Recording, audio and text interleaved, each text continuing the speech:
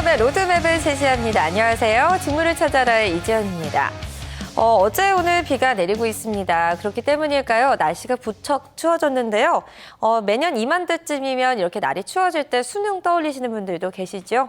올해는요, 11월 12일로 예정이 된 2016 대학 수학 능력시험도 이제 보름 정도밖에 남지 않았다고 하는데요. 우리 수험생들 그동안 해온 공부 12년간의 결실, 좋은 결실로 맺기를 바라겠습니다. 그런데요, 이렇게 수능 시험을 치르고 나면 가장 먼저 해야 할 일 뭘까 생각을 해보면요. 바로 원하는 대학교와 학과를 선택하는 일이 아닐까 이런 생각 드는데요. 오늘 직무를 찾아라에서는요, 우리 수험생들이 진로 결정하는 데 도움을 좀 주고자 학과에 대해서 자세하게 알아보는 시간, 특집 코너 전공 가이드 시간을 좀 마련을 해봤습니다. 오늘은 과연 어떤 학과의 정보를 소개해드릴지 궁금하시죠? 잠시 후에 본격적으로 시작해 보겠습니다.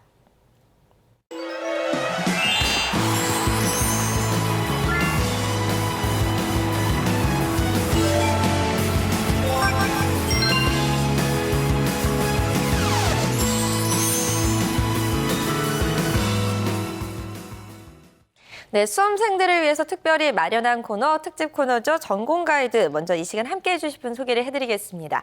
저희 직무를 찾아라의 식구죠. 김수민 캐스터 나와 있습니다. 안녕하세요. 네, 안녕하세요. 저는 김수민 캐스터입니다. 반갑습니다. 네, 수민 캐스터 매번 이 프로그램 후반에만 만나다가 네. 오늘 이렇게 처음부터 함께하게 돼서 너무 좋고 반갑습니다.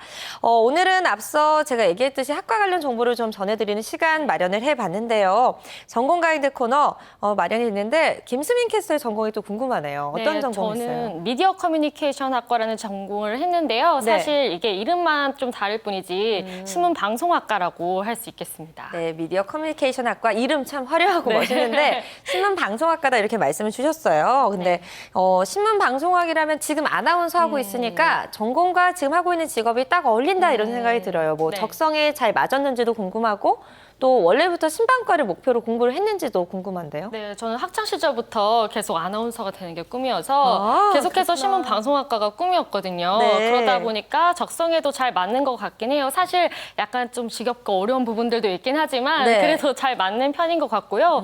주변에 이렇게 진로를 걱정하는 친구들을 보면 이렇게 자신에게 잘 맞는 적성의 전공을 정하고 또 진로를 찾는 게 얼마나 행복한 일인지 알겠더라고요. 그렇군요. 수민 캐스터는 행복한 캐스터였네요. 네. 네. 맞습니다. 때문에 대학 진학을 준비할 때면요. 어쩌면 미래의 직업과 관련된 첫 단추를 끼우는 아주 중요한 선택이 되지 않을까 이런 생각이 드는데 그렇기 때문에 전공 선택이 더욱더 신중해야 되지 않나 이런 생각이 듭니다. 자, 대학 입학을 앞둔 모든 친구들을 위해서 오늘 준비한 시간, 특별히 준비한 직무를 찾아라의 특집 전공 가이드 시간. 그렇다면 오늘 우리가 어떤 학과를 살펴보는지 또 수민 캐스터가 준비를 하셨죠? 네, 오늘 제가 소개해드릴 학과는요, 바로 컴퓨터공학과입니다. 네. 컴퓨터공학과는 컴퓨터 하드웨어와 소프트웨어 등 컴퓨터의 기본 원리와 그 응용에 대해서 공부를 하는 학과라고 말할 수 있겠습니다. 네, 맞습니다. 요즘 정말 IT 시대잖아요. 우리나라뿐만 아니라 뭐 해외까지도 세계 최고 트렌드 이러면 IT를 빼놓을 수 없을 것 같습니다. 사실 채용 공고 요즘 살펴보면 모두 다 개발자만 뽑는 거 아닌가 이런 생각이 들 정도로 IT 관련 일자리만 많이 넘쳐나는 것 같은데 때문에 이 대학 진학 준비하는 우리 친구들도 사실 컴퓨터 공학과에 관심 있는 친구들 많을 것 같아요. 네, 한마디로 미래 정보 사회에 필요한 인력들을 양성한다고 보면 되겠습니다. 지금부터 현재 컴퓨터 공학과에 재직 중인 교수님의 설명을 통해서 교과 과정 등 자세한 정보들을 한번 살펴보도록 하겠습니다.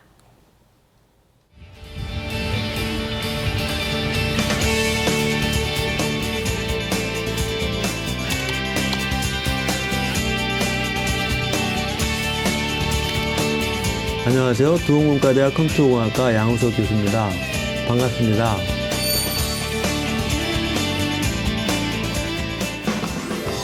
컴퓨터 공학과의 교과 과정은 어떻게 되나요? 가장 빠른 속도로 변화하는 학문 중에 하나이기 때문에 정보 처리 기술에 대한 기본 지식과 실제 시스템 구현 및 관리에 필요한 다양한 컴퓨터 인터넷 관련 기술을 배웁니다. 컴퓨터 공학과 같은 경우에는 컴퓨터 하드웨어, 시스템 소프트웨어, 응용 소프트웨어, 전산 프로그램, 인공지능, 컴퓨터 언어, 데이터베이스, 컴퓨터 그래픽스 등에 대한 이론을 배우고 있습니다. 교수님, 최근 학과 교과 과정에 어떤 변화가 있나요? 종래에는 컴퓨터공학과는 프로그램 언어를 위주로 강의를 개설하였으나 최근 언제 어디서나 통신 서비스를 즐길 수 있는 유비쿼터스, 스마트 네트워크 시대가 돌아가면서 신기술에 대한 연구개발 인력 수요가 증가됨에 따라 컴퓨터 네트워크, 응용 소프트웨어, 예를 들면 C#, 자바 같은 내용들을 배우게 되었습니다. 진로 방향과 취업 전망은 어떻게 되나요? 기업체의 경우 삼성전자, LG전자 등과 같은 대기업이나 KT, SK텔레콤 등 통신업체에서 응용 소프트웨어 개발 및 장비 운영 분야에서 일을 할 수 있습니다. 또한 각종 컴퓨터와 정보통신 장비를 개발하는 중견 중소기업, 컴퓨터 소프트웨어 회사에서 시스템 설계나 데이터베이스 관리자 혹은 웹 개발자로도 진출을 할 수 있습니다. 이 밖에도 중앙부처, 소프트웨어 진흥협회, 연구소, 지방자치단체 등의 공무원, 포탈업체, 전자상거래업체, 정보보안업체, 외국계 IT회사, 방송국 등 진출 분야가 매우 다양해진다고 볼 수 있습니다. 또한 전자 및 통신 제품과 컴퓨터 기능이 결합하면서 스마트 네트워크 시대가 확대되고 홈 네트워크 수요가 늘고 있으므로 컴퓨터 하드웨어 및 소프트웨어 기술자들이 활동 영역도 더 넓어질 것으로 기대됩니다. 네, 지금까지 컴퓨터 공학과에 재직하고 계신 교수님의 자세하고 또 친절한 설명을 들어봤는데 교과 과정과 또 진로 방향 전반적으로 좀 알아봤습니다. 정리해보자면 컴퓨터 공학과의 진출 분야 세 가지로 좀 나눠볼 수 있을 것 같은데요. 네, 제가 세 가지를 한번 나누어서 설명을 드려보자면요. 먼저 컴퓨터 공학과는 컴퓨터 모바일 기기 등을 직접 생산하거나 개발하는 업체의 하드웨어 분야로 진출이 가능하고요. 두 번째로 컴퓨터 시스템을 연구하는 업체나 IT 컨설팅 관련 업체로 진출하는 시스템 분야. 세 번째로 소프트웨어 개발과 유지, 보수 등의 관련 업체로 진출을 하는 소프트웨어 분야 정도로 나눠볼 수 있을 것 같습니다. 그렇군요. 하드웨어, 소프트웨어, 그리고 시스템 분야까지 이렇게 세 가지 분야 이렇게 정리를 해줬는데 컴퓨터 공학 진학을 꿈꾸는 우리 친구들이 오늘 이 프로그램을 꼭 챙겨본다면 큰 도움이 되지 않을까 이런 생각이 듭니다. 그런데요, 이렇게 컴퓨터 공학을 이제 전공을 하잖아요. 그 이후에 진출, 어디로 갈 수 있는 분야가 있을지 그것도 궁금한데요. 주요 직업도 한번 살펴볼까요? 네, 진출 분야가 다양한 만큼 전공 관련 직업들도 상당히 많은데요. 제가 몇 가지만 소개를 해드리자면요. 컴퓨터 공학 기술자, 응용 소프트웨어 개발자, 영상 콘텐츠 개발자, 전자 상거래 전문가, 그래픽 디자이너, 애니메이터, 인베디드 시스템 엔지니어 등 정말 많은 직업들이 있는 것 같습니다.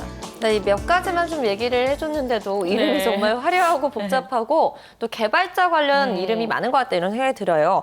정말 다양함이 느껴지는데 그런데 최근에는요 또 IT 서비스가 다양한 산업하고 또 융합 복합이 되면서 새로운 분야도 또 만들어졌다고 하죠. 네, 제품 주기 관리와 인베디드 소프트웨어 관리 분야, 원격 의료 서비스가 가능한 유헬스케어가 차세대 정보화 도시로 주목을 받고 있는데요. 바로 유비쿼터스 도시인 UCT라고 할 수 있습니다. 네, 역시나 또 이름이 어렵네요. 뭐 제품 주기 관리는 괜찮다고 해도 인베디드 소프트웨어 관리, 그리고 유헬스케어, UCT 뭐 이렇게 몇 가지만 들어봐도 참 생소한 이름이 많다 이런 생각이 듭니다. 컴퓨터 공학에 관심 있는 친구들도 이렇게 계속해서 쏟아지는 새로운 분야에 좀 관심을 늦추지 말고 가지고 있어야 트렌드도 좀 잘 따라갈 수 있고 또 관련 분야에서 어떤 전공을 하고 싶은지도 잘 알아낼 수 있지 않을까 이런 생각이 들어요. 네, 그렇습니다. 그리고 컴퓨터 공학과를 전공으로 선택을 하고 난 후에도 진로 선택과 취업에 대한 고민들을 많이 하실 것 같은데요. 그래서 이번에는 현재 유비쿼터스 시스템 설계 분야와 모바일 관련 기기 분야에서 종사를 하고 계시는 실제 컴퓨터 공학과 출신의 멘토들을 통해서 좀 더 현실적인 이야기를 들어볼 수 있는 시간을 마련해봤습니다. 네. 현직에서 일하시는 분들의 현장의 목소리를 좀 들을 수 있는 좋은 기회가 될 것 같은데요. 영상으로 바로 만나보시죠.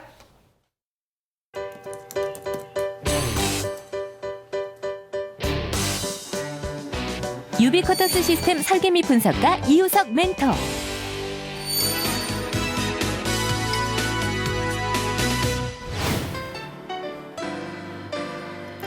네, 이 모형이 UCT를 설명하기 위한 모형물입니다.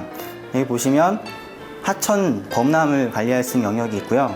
여기는 화재를 관리할 수 있는 영역이 있고 여기는 범죄자를 관리할 수 있는 영역이 있습니다. 비가 많이 오게 되면 하천이 물이 불어서 범람을 하게 되는데 이때 각각의 센서들이 데이터들을 수집을 해서 도시 통합관제센터 쪽으로 자동적으로 보내지게 됩니다. 이와 같이 하천이 범람하거나 범죄자가 접근 제한 구역에 침입했을 경우에 또한 도시에서 일어날 수 있는 모든 사건에 대해서 그 데이터들은 다 도시통합관제센터로 전송되게 됩니다. 그러면 도시통합관제센터에서는 그 사건에 가장 적합한 절차가 무엇인지를 판단하고 그에 가장 적합한 절차를 진행하게 됩니다. 저는 데이터들이 수집되고 전송되고 처리되는 모든 과정에 대해서 설계하고 개발하는 영역을 담당하고 있습니다.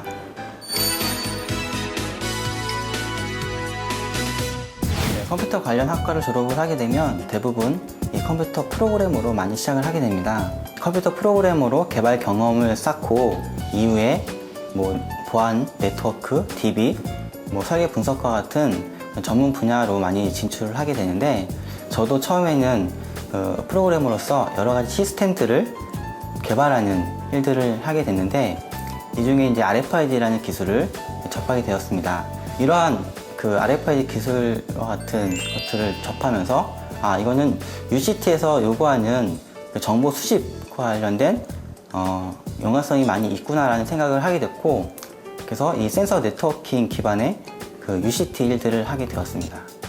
모든 분야에서 기본이 되는 그 프로그래밍을 집중적으로 공부하는 것이 좋습니다. 또한 RFID 기술을 위해서는 전파공학이나 아니면 전자공학 등 같은 과목들을 집중적으로 공부하는 것이 많은 도움이 될 것 같습니다.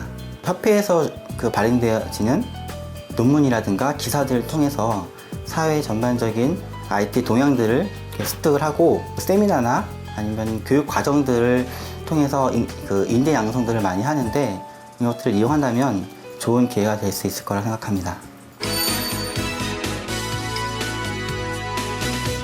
대학 졸업 전에 관련 프로젝트를 간혹 수행할 수 있는 기회가 주어질 수가 있는데 예를 들면 현장 실습 같은 그런 것들을 통해서 프로젝트를 경험을 쌓고 취업 면접 시에 수행 경력을 어필한다면 가장 좋을 것이라고 생각을 합니다.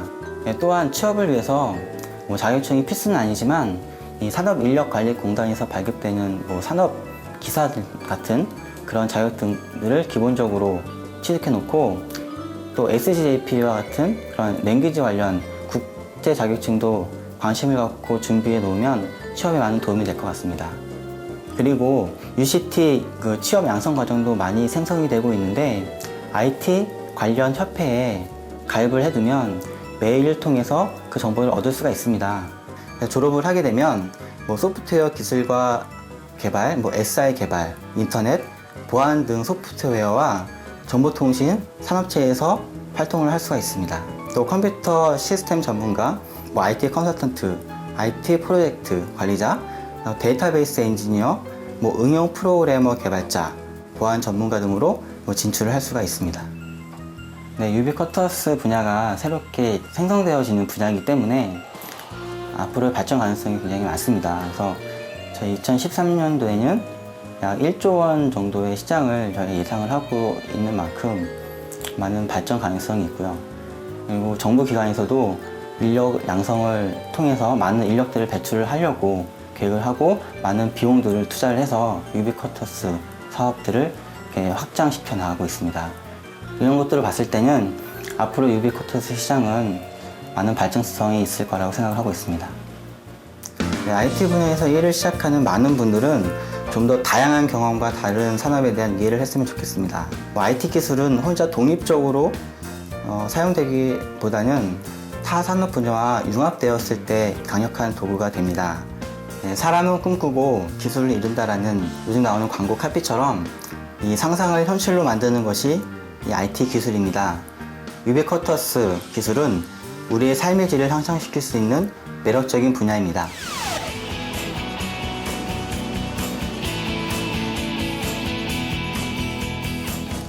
안녕하세요. M3 모바일 PDA 하드웨어 개발팀에 근무하고 있는 박진입니다. 반갑습니다. 모바일 전문 기업에서 하드웨어 개발자로 근무하는 박진 멘토. 보통 모바일 제품들은 그 기기 하드웨어와 그 하드웨어에서 들어가는 소프트웨어로 구성이 됩니다. 그 하드웨어하고 완벽해야지 그 안에서 프로그램이 잘 돌아가는데 저 같은 경우는 그 프로그램에 들어갔으니 하드웨어, 즉 그 메인보드, CPU 보드, 그 주변 보드를 설계, 분석, 개발하는 역할을 하고 있습니다. 뭐 제 동기들을 예를 들어도 보통 그 소프트웨어 쪽 분야에서 많이 일을 하고 있습니다. 하지만 저 같은 경우는 하드웨어에 더 관심이 많았었고 하드웨어도 뭐 PC라든지 뭐 지문 인식이라든지 여러 가지 분야가 있습니다. 제가 취업을 준비할 때는 갓 그 모바일 비즈니스 분야라는 분야가 새롭게 떠올랐고 제 생각에는 지금도 그렇고 향후도 그렇고 모바일 분야 더 자세히 말씀드리면 뭐 산업용 PD 쪽 분야가 전망이 좋을 것 같아서 이 분야를 선택하고 지금 일을 하고 있습니다. 그 전자 분야, 특히 하드웨어 쪽에 기본인 그 기초 소자, 트랜지스터라든지 다이오드, 뭐 저항에 대한 기본 기능, 기본 지식들은 좀 충분히 습득을 좀 했으면 좋겠습니다. 그리고 그 외에 그 모든 분야에서 필요하지만은 그 영문 독해 능력 또한 많이 좀 배양을 해야 됩니다. 실무를 하다 보면은 저희들이 습득해야 되는 기본 지식이나 분석 데이터 모든 것이 영문으로 되어 있기 때문에 영문 독해 능력이 떨어지다 보면 실무에서 뒤처질 수밖에 없습니다. 그래서 기본적으로 영문 독해와 기초 지식들은 꼭 좀 습득을 했으면 좋겠습니다. 보통 어느 제품이든 간에 8비트가 되었든 32비트가 되었든 CPU는 반드시 들어가야 됩니다. 이 때문에 컴퓨터공학과 전공자들이 주로 공부하는 컴퓨터, 즉 마이크로 프로세서나 인베디드 CPU에 대한 아키텍처를 충실히 공부를 하다 보면은 실무에서 사용되는 CPU에 대한 이해가 빠르고 더 빨리 쉽게 적용할 수 있는 장점이 있습니다. 저희 같은 그 모바일 회사 같은 경우도 여러분들이 그 스마트폰에서 흔히 접할 수 있는 안드로이드 같은 것이 이제 인베디드 OS라고 하는데 하드웨어에서 들어갈 수 있는 OS를 코팅하는 분야와 그 OS 위에서 들어갈 수 있는 어플리케이션을 프로그래밍하는 분야 등이 있습니다. 이런 분야들을 모두 진출할 수 있다는 게 하드웨어와 소프트웨어를 같이 공부하는 컴퓨터 공학과의 장점이라고 말할 수가 있습니다. 이제 그 실무에서 일을 하다 보니까 저희들 학교 때 배웠던 전공들, 예를 들면은 아키텍처라든지 마이콤 그런 분야들이 상당히 좀 많이 쓰입니다. 그리고 학교에서 배웠던 것이 기초가 되고 우리 후배들이 그런 분야에 대해서 전공을 소홀하지 말고 그런 분야에 대해서 충분히 배울 수 있을 때 배우는 것이 좋을 것 같습니다. 모바일 기술 핵심 하드웨어 개발자 화이팅! 네, 직무를 찾아라 특집 전공 가이드. 오늘은요, 이 멘토를 통해서 컴퓨터 공학과 전공자들이 새롭게 진출할 수 있는 유비쿼터스 시스템 설계 분야와 또 모바일 분야에 대한 진심 어린 조언 그리고 현실적인 현장의 목소리까지 좀 들어봤습니다. 예비 컴퓨터 공학도들에게 귀감이 되는 이야기가 아니었나 싶습니다. 자, 지금 제 옆에 계속 함께했던 김수민 캐스터가 보이지 않고 있는데요. 아르바이트 정보 만나볼 수 있는 아르바이트 플러스 준비하고 있다고 합니다. 지금 바로 만나보겠습니다. 김수민 캐스터 나와주세요.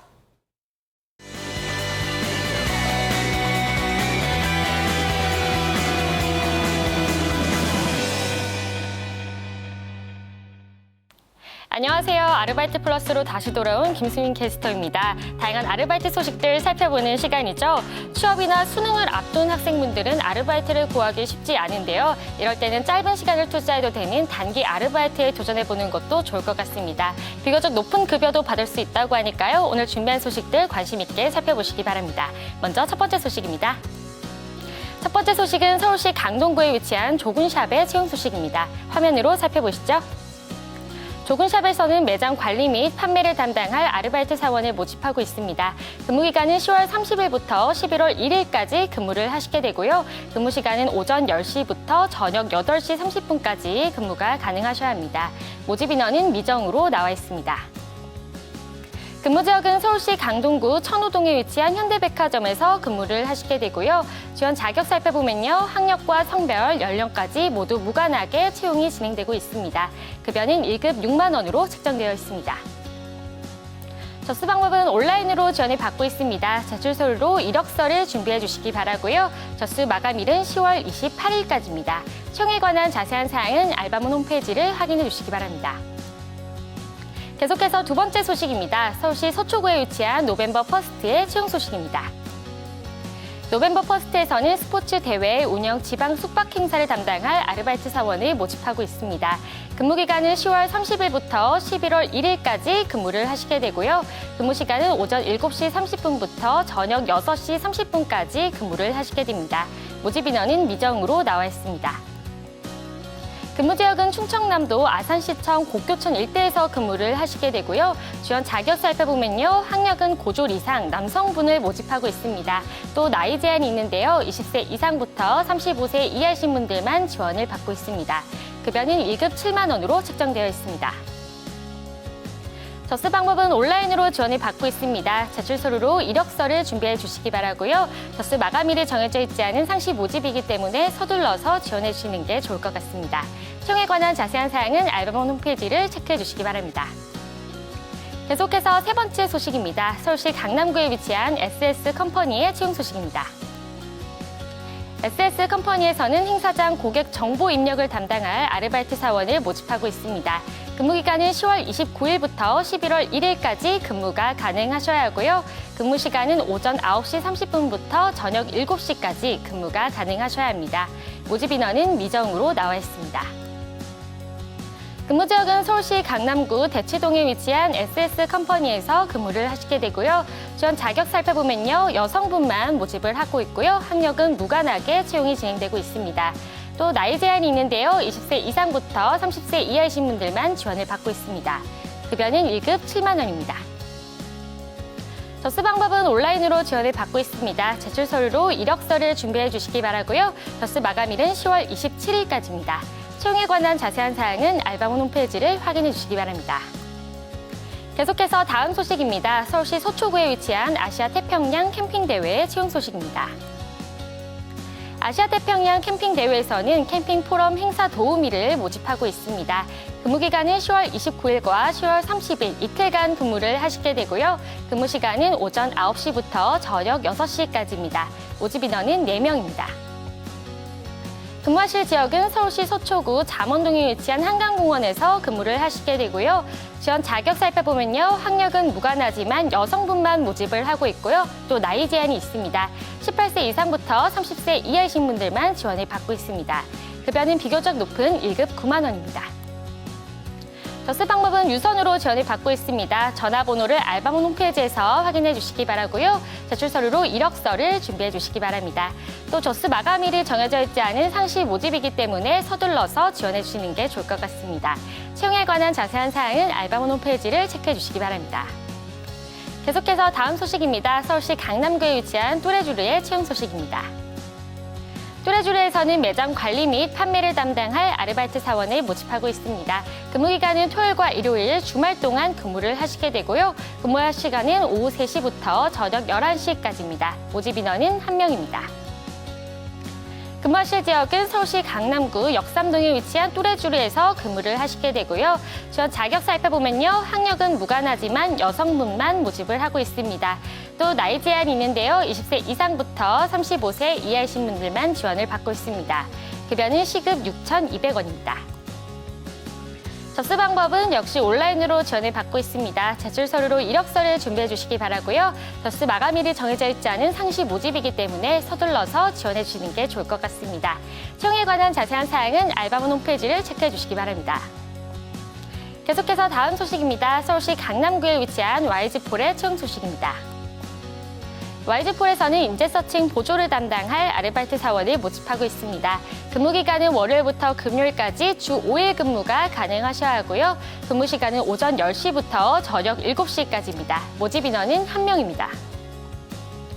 근무하실 지역은 서울시 강남구 대치동에 위치한 YG폴에서 근무를 하시게 되고요. 지원 자격 살펴보면요. 학력과 연령, 성별까지 모두 무관하게 채용이 진행되고 있습니다. 급여는 1급 7만 원입니다. 접수 방법은 온라인으로 지원을 받고 있습니다. 제출 서류로 이력서를 준비해 주시기 바라고요. 접수 마감일은 10월 30일까지입니다. 채용에 관한 자세한 사항은 알바몬 홈페이지를 체크해 주시기 바랍니다. 네, 오늘은 저와 함께 다양한 단기 아르바이트 소식들 살펴봤는데요. 관심 있는 소식 있으셨다면 꼭 지원해 보시기 바라고요. 단기 아르바이트는 지원 마감일이 촉박한 편이니까요. 서둘러서 지원해 주시기 바랍니다. 지금까지 아르바이트 플러스 김수민이었습니다.